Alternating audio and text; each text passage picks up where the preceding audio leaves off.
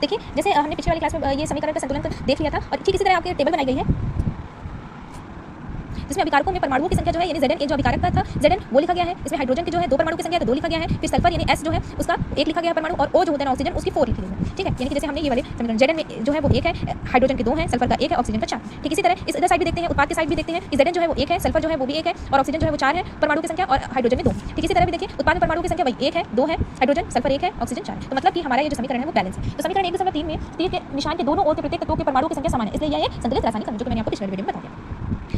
अब हम निम्न रासायनिक समीकरण को संतुलित करने का अब दूसरा समीकरण है उसको हम प्रयास करते हैं कि उसको कैसे संतुलित करते हैं। ठीक है, तो Fe है यानी लोहा है, ठीक है, आयरन है प्लस H2O यानी पानी के साथ जब वो क्रिया करता है तो Fe3O4 बनाता है। ठीक है, और H2 और हाइड्रोजन गैस रिलीज होती है। ठीक है, तो रासायनिक समीकरण को संतुलित करने के सबसे पहले सूत्र के चारों ओर एक बॉक्स बना लेते हैं। ठीक है, मतलब ये हमारी एक ट्रिक है कि जितने भी अलग-अलग अभिकारक हैं उनको सबको बॉक्स में पैक कर लेते हैं। जैसे Fe को हमने कर लिया है, H2O को कर लिया है, फिर Fe3O4 को कर लिया है, फिर H2 को कर लिया। ठीक है, अब ये जो समीकरण है वो असंतुलित है। इसको संतुलित करने के लिए देखते हैं कि एक साइड हम अभिकारकों के जितने भी हैं मतलब Fe और H2O के देख लेते हैं कि इसमें अभिकारकों में परमाणु की संख्या कितनी है। ठीक इसी तरह Fe3O4 और H2 इसमें उत्पाद जो है उसमें परमाणु की संख्या गिन लेते हैं। तो देखिए Fe में जो है वो 1 है, H2 में मतलब कि हाइड्रोजन में 2 है, ठीक है, और ऑक्सीजन में 1 है। अब इधर वाले में देखते हैं कि इसमें Fe में 3 है, ठीक है, परमाणु की संख्या, और O में 4 यानी कि ऑक्सीजन में 4 परमाणु की संख्या, और H2 में यानी कि हाइड्रोजन में 2। तो मतलब यहाँ पर 1 है तो यहाँ पे 3 है, यहाँ पे हाइड्रोजन का 2 है तो यहाँ पर 2 है, यानी हाइड्रोजन तो बैलेंस है लेकिन ऑक्सीजन और आयरन दोनों जो है वो असंतुलित है। ठीक है, तो इस तरह हम इसे संतुलित करेंगे।